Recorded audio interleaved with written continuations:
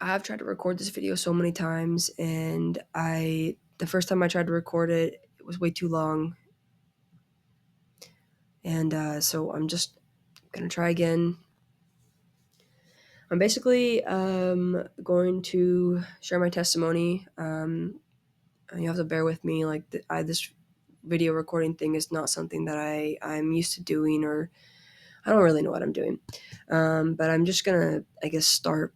Um, I kind of knew Jesus as a child. I was went to church on and off, and my dad was actually an alcoholic, and he got sober when I was 17. But in those years, my mom and I would often escape to my grandma's house just to get away from him. And I remember being just very very close with my mom in those years. Like I never really wanted to go out, and I never really wanted to go to friends' house and stuff, just because I didn't want my mom to be alone. I wanted to be able to be there with her, so she just wouldn't be alone. And so, fast forward, when my dad got sober when I was 17, I actually had lost my grandma right in that time too, and that was really really hard because like she was kind of our escape. Going to church on and off, like I knew about Jesus, but I never really pursued him, and I never really knew what it was like to live a true Christian life, you know. Um, and so when my dad got sober, I think I kind of just naturally had this sense of wanting to rebel. So I started smoking pot. I started drinking and partying. I ended up getting kicked out of high school my senior year, and it could have been a good thing, but then I fell back into my ways again, and I started smoking again. I started partying, and it didn't. I was never this person. I was always a very very good kid, and I got decent grades, and then all of a sudden I was this person that just smoked a lot of pot and went to parties and drank and did not make good decisions. And when I was about 20, I ended up getting a job at this place in my hometown, and it was actually a really great thing. Like, I started making good money. I was doing really, really well there. Like I was moving up and advancing, and I was a good employee.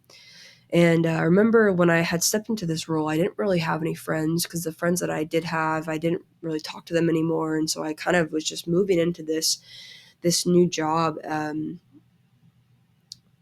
With nobody.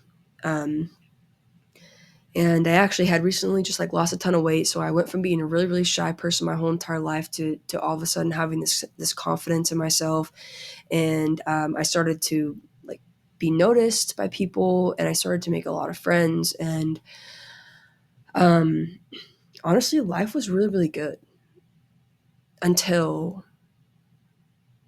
I started having feelings for a girl. And I was really, really confused by these feelings, because this is something that I had never felt before in my life. I was always pretty boy crazy growing up, and um, yeah, so it was really, really confusing. And obviously, I knew from growing up, kind of like halfway in the church, halfway not, like that, you know, being gay is a sin. And so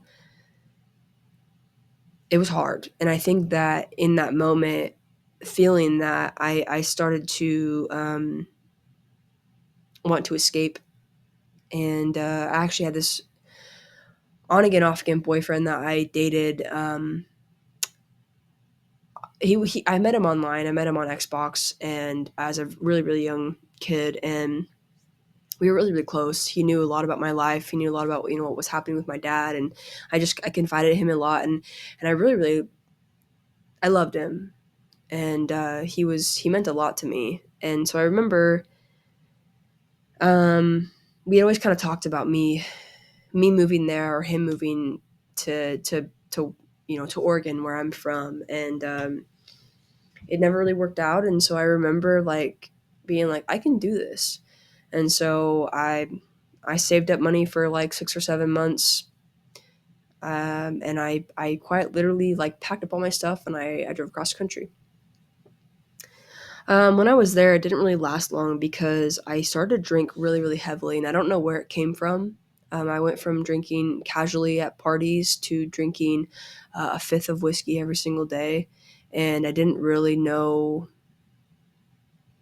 I don't know why I was doing that. I could not get my act together, and I remember one day I woke up and I could barely lift a bottle of water to my mouth, and I knew I had to go home. I got really, really depressed there. And I thought that was going to fix my drinking and everything else that I was just, my loneliness, I guess you could say. Um, so I moved back and I drove all the way back to Oregon. And when I got back to Oregon, I actually got my old job back that I was working at previously. And that's when I really started to spiral. I went from, um, you know, casually drinking to, well, obviously casually drinking before I moved. Then I moved, started drinking really, really heavily. And then I started to party a lot when I got back because I actually started to have feelings for a girl that worked there. And it was really, really confusing to me. It was, but at the same time felt kind of right because like, it was like, wow, I've never felt this before. And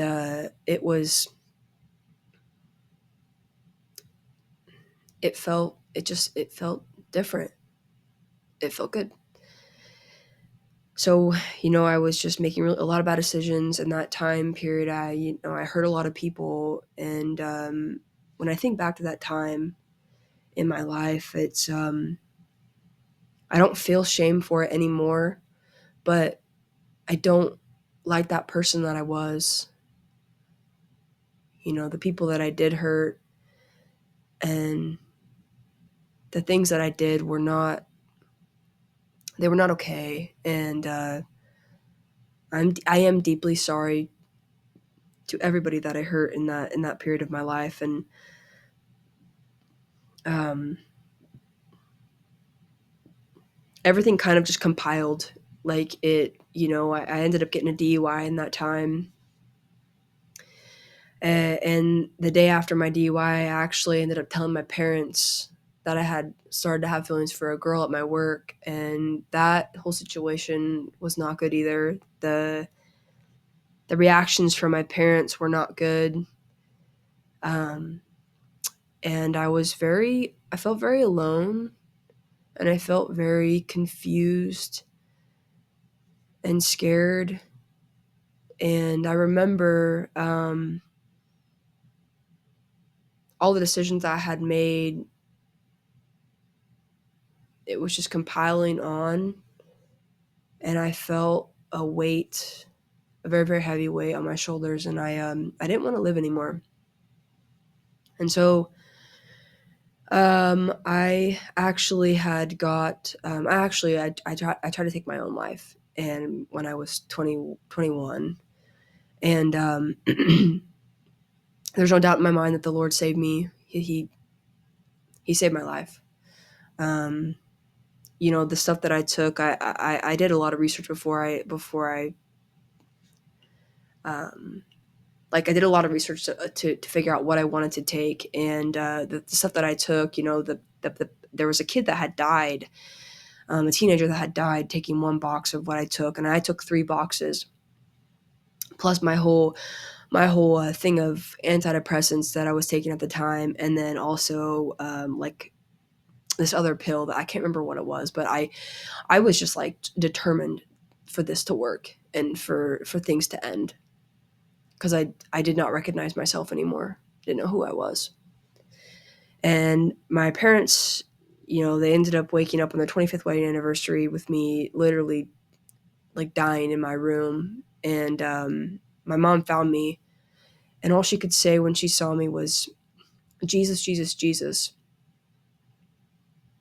Um, I was in the ICU for a couple of days. I did not have any lasting complications. Um, I remember my eyes ticked for a couple of days and I couldn't really walk.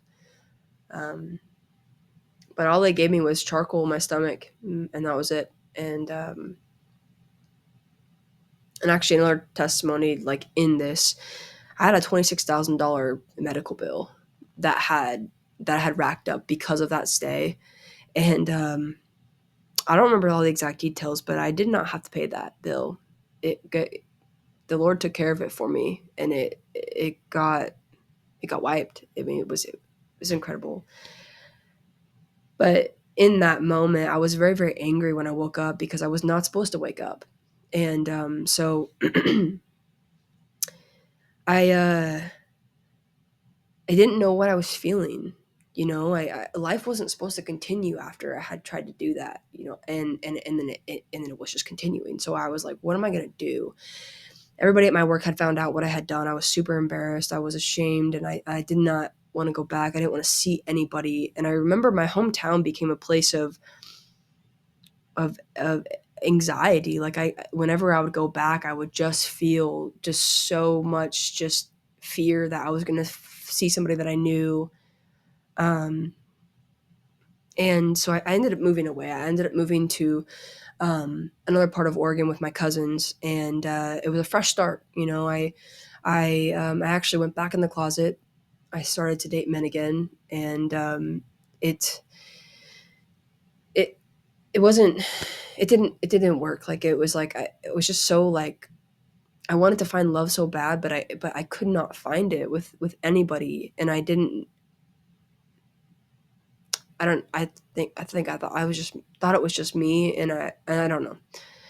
And so I was living there for about, I don't know, like 9 months or so, and I was like, you know what, screw it, I'm gonna get on Tinder.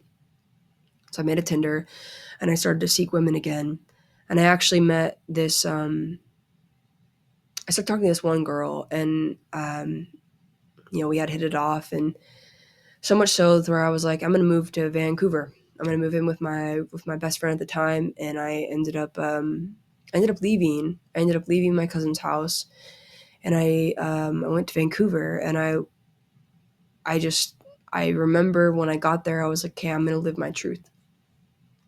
I am going to um, be a lesbian, and it felt honestly, everything felt right for the first time in my life. It was really, really weird. I ended up not talking to that girl anymore, but I ended up meeting another girl that I hit it off with, and we we started dating, and I ended up getting another DUI in that time, and so that was really hard, and because we were only together for a few months at that point, and she stuck by my side though. She didn't leave me. I was going through a lot, trying to deal with like coming back to my parents again, and didn't really know what to say to them. I felt very alone, but I had my friends. And so yeah, I mean, fast forward, we were dating, and I ended up coming out to my mom again. I wrote her a letter, and yeah, um, my parents, they ended up coming around, and they really enjoyed the person that I was with, and she became part of the family. My mom, I don't think she really ever knew. She never agreed with it, but she accepted her, and that felt good. And so, we actually ended up hitting off so well that I proposed to her about a little over a year in. She said yes, and we started to plan our wedding. I mean, that time, place actually, where my cousins used to live, a branch was actually opening up near them, and I knew I always I wanted to go back to that area, in that part of Oregon, because I loved it over there. And so I remember when this branch had opened up, I was like really, really adamant about going there, and being, make sure my name was in the hat to potentially go out there to help open it up. And so, because we worked for the same company. And so, long story short, we ended up moving out there. We moved, we got married, and we bought a house all in the same month. I mean, it was absolutely insane. And I remember when even with the home buying process, it felt really, because obviously I only prayed to God when it was convenient for me and when I needed something. And so, I never really lost my faith in that. Like I never stopped believing in Jesus. Like I always knew he was real. But I never had a relationship with him. I never knew what that looked like. And so in the whole home buying process, I would pray to him and, ask him that, things would go smoothly and this problem would arise, and I would pray that it would be taken care of and it would get taken care of. And it was just so smooth, so easy. And we moved here and everything was great. Like life was great. I started this new job and everything was just absolutely amazing. And I want to say about a year and a half after we moved here, it was May. And I remember out of nowhere, I started to feel something within me. I started to feel like the Lord was speaking to me. And it was like revelation after revelation after revelation. And it was like all of a sudden I knew that my relationship with her was not okay. And instant panic. Because I thought I knew who I was. Like I thought I had got to this point. Like I felt like I had made it. I found the love of my life. We bought a house. I was doing it. Like I was doing life. We were talking about having kids. Um, we had actually tried a couple times, but it didn't take. And I remember we were watching Harry Potter on the couch, and I was feeling this in my soul. This my heart was pounding. The word was just in my head, like, you gotta tell her. And I was like, no, no, no, no, no. And I remember it was like so much crazy stuff in my head, and then all of a sudden it was just like in a moment, in an instant, silence. And the very scene on the TV, it was Dumbledore talking to Harry, and he said to him, and I know it sounds silly, but it spoke to me in the moment. And Dumbledore said, "Dark times lie ahead. Soon you must make a decision soon you must make a choice between what is right and what is easy." And I was freaking out. Like I was absolutely freaking out. And I remember I just wanted to go to bed that night. I went to bed, woke up the next morning, heart was pounding. The feeling was still there. It hadn't gone away. And I remember I was in bed that night, that day. Like I didn't want to. I didn't want to do anything. I ended up calling my mom that morning, and she was still sleeping. And I was crying to my mom, telling her what I was feeling, and I ended up telling her later that day. It did not go well. There was a lot of screaming, a lot of crying. I didn't want her to leave. I didn't want our relationship to end, our marriage. I didn't want it to end. And so I actually, we ended up kind of forgetting about it, moving on. Um, I started to just numb myself any way that I could, and that wasn't good for our relationship. Um, my soul was hurting. I didn't know what to do, and happened a couple more times where I would she'd be like, what's going on with you? And then I would just start crying. And I'd be like, it's the same stuff, it's the same stuff. And I remember in those days, like where I would be in my truck and I would just be pouring my heart out to the Lord, crying. And, for one, please don't stop fighting for me.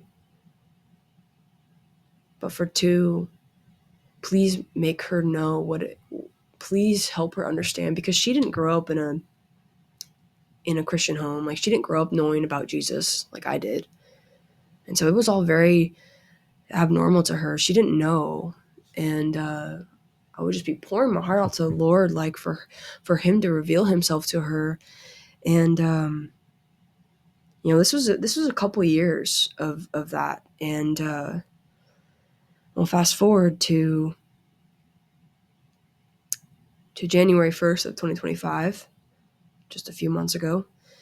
And shocker, it happened again. This was something that I couldn't escape from. I could stuff it for a good couple weeks, maybe a couple months, but it would just come right back up. And, the Lord was fighting for me. He was fighting for me to come back to him. And I remember one day we were laying in bed, and she said to me that she wanted to find God for herself. Because I think I naturally would just kind of push him on her, because I wanted her to understand and to know so bad, because I loved her very, very much. And I wanted her to understand that it wasn't that I was hurting, but it wasn't about us anymore. It was about Jesus and surrendering ourselves to him and making this choice for him and living our lives for him. And so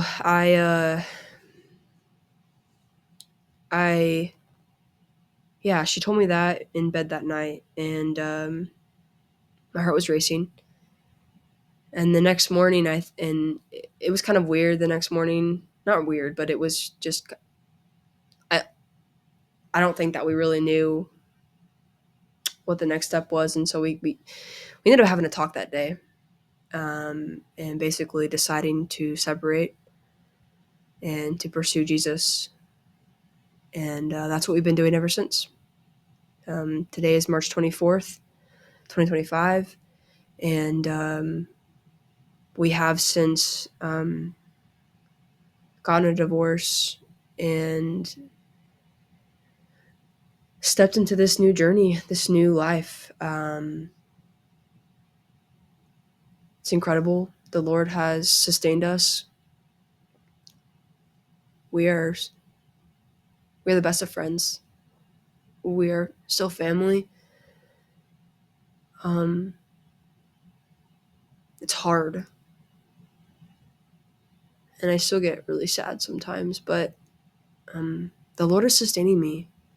He really, really is. And I have been seeking him like never before. I'm truly transformed. I'm a changed person. I'm learning my identity in him. I'm learning what it looks like. I'm learning. I truly am born again. It's like I'm starting over from scratch, and it's hard. It's confusing. I'm 29 years old. Just turned 29.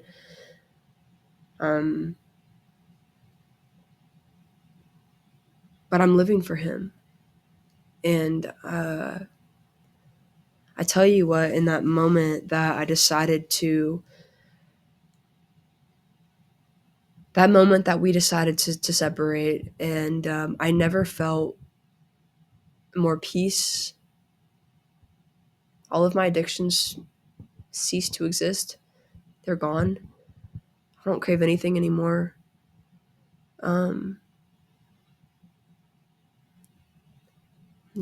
Doesn't mean I don't get sad sometimes. I do get sad. But I think that think that goes without saying, you know. I mean, we were together almost 6 years. So, yeah, that's my story. I'm gonna attempt to post this. I don't really know what I'm doing too much, and I probably didn't look at the camera enough, and I'm not really good at this, but I just, yeah, like I said, I felt really pressed to share this, and I hope and pray that it reaches the right people, and